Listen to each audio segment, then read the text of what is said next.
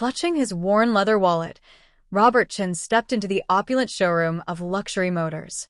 His footsteps echoed softly against the gleaming marble floor. At 72, he carried himself with quiet dignity, despite his modest attire. A pair of faded khakis and a well-worn blue sweater his late wife, Margaret, had gifted him long ago. Surrounded by luxurious vehicles, Robert paused to take a deep breath. After driving the same Toyota Corolla for 2 decades, he had spent 2 years diligently saving. Finally, today was the day he would fulfill his dream, purchasing a brand-new Mercedes-Benz S-Class. The $120,000 in his savings account symbolized a lifetime of discipline, sacrifice, and deferred gratification. "Can I help you?" A young salesman approached, his expensive suit and name tag, reading Blake, adding to his polished look. His smile was forced, and a flicker of disdain crossed his eyes as he glanced over Robert. "Yes," Robert replied, pointing to a sleek silver sedan. "I'm interested in the S-Class." Blake chuckled, exchanging a knowing glance with a nearby colleague. "Sir, the Mercedes-Benz S-Class starts at $110,000. Perhaps I could show you something more suitable. We have some nice used Toyotas." Robert's cheeks burned, but he maintained his composure. "I'm aware of the price. I'd like to test drive it, please." Blake's tone turned patronizing.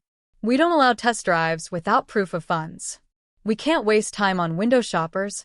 A small group of employees, drawn by the exchange, stood nearby, barely concealing their amusement. Moments later, Derek Thompson, the sales manager, strode over with a smug expression. "Is there an issue here?" Thompson asked, though his tone suggested he believed Robert was the problem. "I have the money," Robert replied quietly, pulling out his bank statements. His hands trembled, not from age, but from the humiliation. Thompson smirked. "Sir, this is a luxury dealership. We cater to a certain caliber of clientele. I'm going to have to ask you to leave before you make our actual customers uncomfortable." Muffled laughter filled the room as Robert stood frozen, clutching his crumpled bank statements. His late wife's words echoed in his mind. "Character reveals itself in how you treat those who can do nothing for you." Taking a deep breath, Robert straightened his back. "Very well," he said softly and walked out. At the door, he turned, his voice steady. "My wife believed true character is shown in how you treat others. Perhaps you should reflect on that." That evening, in the quiet of his study, surrounded by photos and memories of Margaret, Robert picked up the phone and called his son, Michael, a successful investment banker. "They did what?" Michael's voice bristled with anger. "It's fine, son. I'll go to another dealership," Robert replied calmly. "No, Dad, it's not fine. You've worked too hard to be treated like this." Michael paused, and the sound of rapid typing came through the line. "Did you know Luxury Motors is struggling? Their parent company is trying to sell them off because of poor sales, probably due to their awful customer service." An idea began to take shape in Robert's mind. "Tell me more."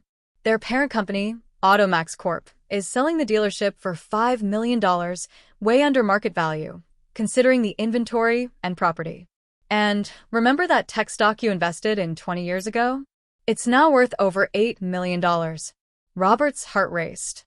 Margaret had always believed in him, encouraging him to invest nearly all their savings back then. "Son," Robert said, a smile forming, "are you thinking what I'm thinking?" Michael chuckled. "I'll make some calls. We can finalize the paperwork tomorrow." The next morning, Robert dressed in his best suit, the one he had worn to Margaret's funeral. Neatly combing his silver hair, he grabbed his old briefcase and returned to Luxury Motors. This time, his steps were confident and steady. Blake was the first to notice him. "Sir, I thought we made it clear." "Good morning," Robert interrupted politely. "I'm here to see Derek Thompson. He doesn't have time for." "Oh, I think he'll make time," Robert said firmly.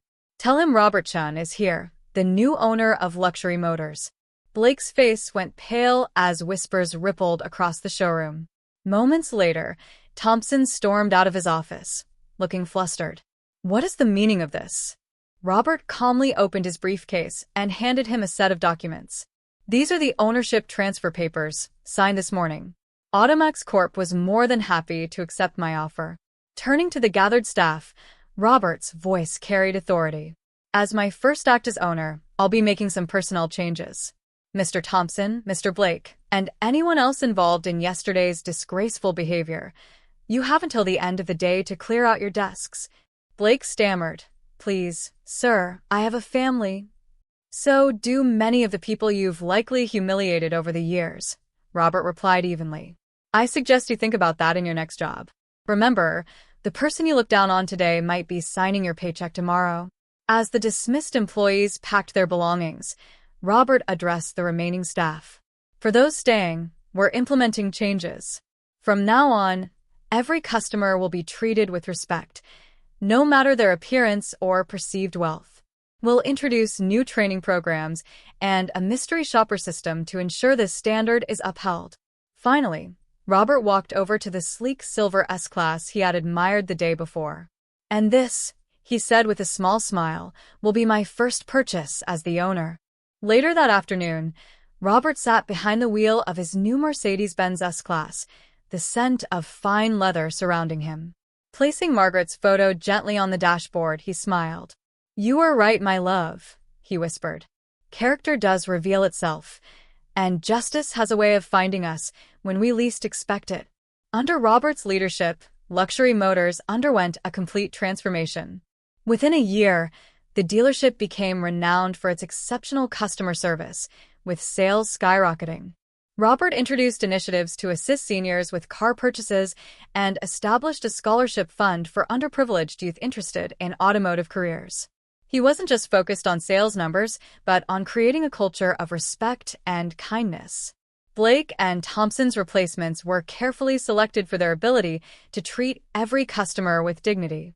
Robert ensured his team understood that success wasn't about meeting quotas, but about leaving a lasting, positive impression on everyone who walked through the doors.